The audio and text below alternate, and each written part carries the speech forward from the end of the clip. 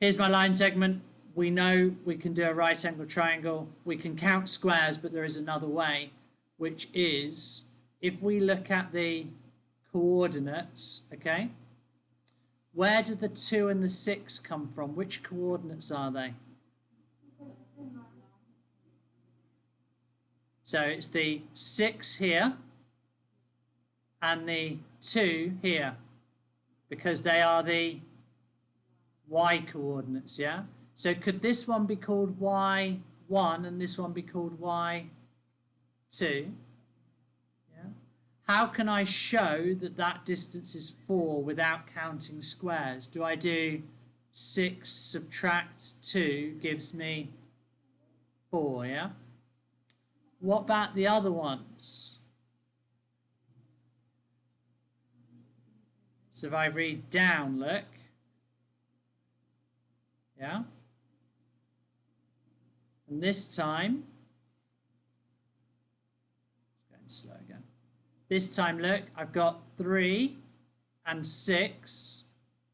So that's the 3 from here and the 6 from here. Yeah. So what do I do again?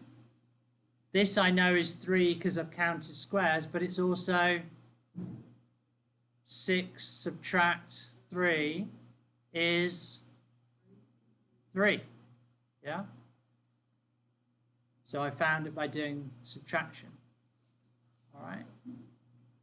So that's the way you need to think to do the generalized bit. So this, if this is y1 and this is y2, what would this one be called? No. What are these coordinates? Oh, good. X1 and x2. So we should confirm that this coordinate here, right? Now we've got to make sure we get it the right way around. So this coordinate would be x1 and y1. Let's just check, have we got that the right way around? So the 3 is x1, the 6 should be y1, so it's not. So we can't call this one y2, we have to call it y1 because it goes with this coordinate, yeah? This one down here is the second coordinate, so x2 and y2. Now I've got the 6 as x2, but this one now needs to be the y2, yeah? So they go together. Does that make sense? Okay. So basically what we've had to do is do a subtraction.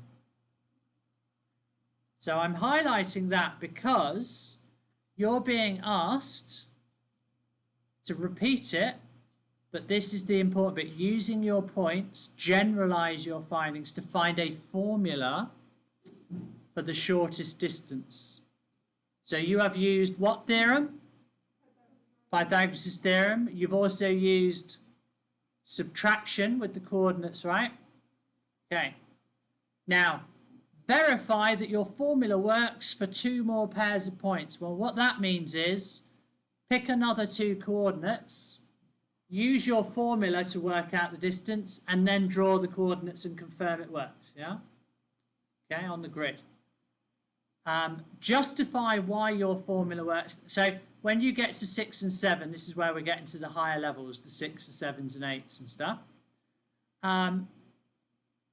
Question 8, it says, with a partner, look at each other's distance formula. Take turns giving feedback by first asking questions to clarify anything that isn't clear, then give at least one positive comment. Follow that with a suggestion for improvement if appropriate. I don't want you to do that together, okay? But if you're at home, you can speak to someone at home and just ask them to check what you're doing and ask them to do this bit with you, not just say, this is wrong, can you get them to actually do that with you? If you're in class, we won't worry about it. Okay, we'll just do it. All right? So, how do you feel about that? Any questions on that? Yes, Talia? Yeah, we'll have like 3 classes on it next week. All right? And if you're at home, then you can work on it. Yeah. All right, you'll have like 3 lessons, so that's what, 3 lots of 40 minutes, so that's an hour and 20 minutes, hour and a half, yeah? That's how long to spend on it if you're at home. If you're at home, I don't know whether you're. Okay. How about you two at home? Marley, Eden, does that make sense? You got any questions? Sorry? I can't hear anything. Yeah. Right, no questions? You've got no questions? I'm recording that anyway. Let's stop the recording. Should we just refresh again that bit? Okay. So, basically then, here's the grid. So it says find the shortest point. How do you do it? Do your diagonal line, yeah? All right. That's the shortest point. Then it says show how you can create a right-angled triangle. How do you do that? Yeah. Okay, so we go down first. Right? You can go down or you could go across, but we go down and across, either order. So there's your right-angled triangle. How long is that line? 4, because we counted squares. This one's 3, so we counted squares. How did we find this one? We didn't subtract yet. We did. Well, if this one's 4 from counting square, and this one 3 squared plus 4 squared equals, well, we know that, yeah. So we could show it, though, by going, well, this is 9 plus 16, which is 25. The square root of 25 is 5. So we can show it properly, yeah? And then the next phase was what we've just talked about, which is finding another way of showing that this is 4 and this is 3 by using the coordinates, yeah? Not just counting squares. And that's how you progress in this assessment. Okay? Yeah.